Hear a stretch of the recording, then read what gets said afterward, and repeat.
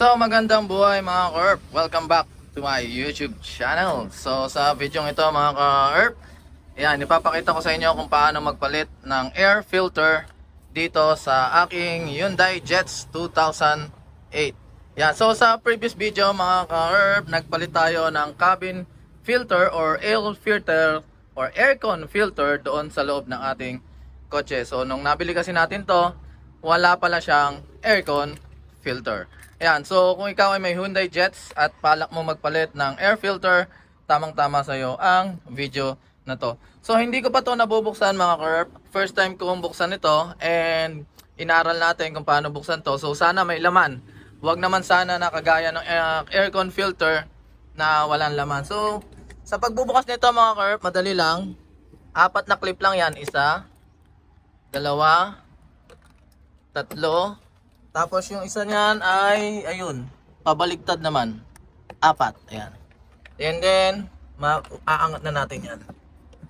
So, mahirap pala magsirani ko pag isang kamay lang. Ayun. Kita ko na. Ayun na. Yeah. So, mahirap pag isang kamay lang. Ayan. So, ito yung ating, uy, ang dumi na niya. Ayan. So, tatapon na natin to. Nakabili naman tayo ng bagong air filter worth 200 pesos sa Lazada or Shopee. Yan, madami kayong makikita niyan, Lazada and Shopee. So, ito na yon. So, tingnan natin kung magkamukha. Magkamukha naman pala. Yan. So, tanggalin ko lang sa plastic mga ka-ERP. So, ayan mga ka-ERP, pwede na natin ilagay ang ating air filter. So, iaangat lang natin to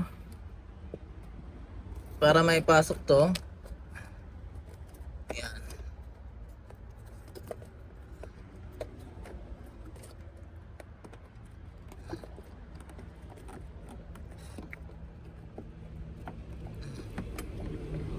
Ayun. So pag naipasok na natin, ilalak lang natin yung 4 na hook. Ayan. 1. Aha. 2. 3.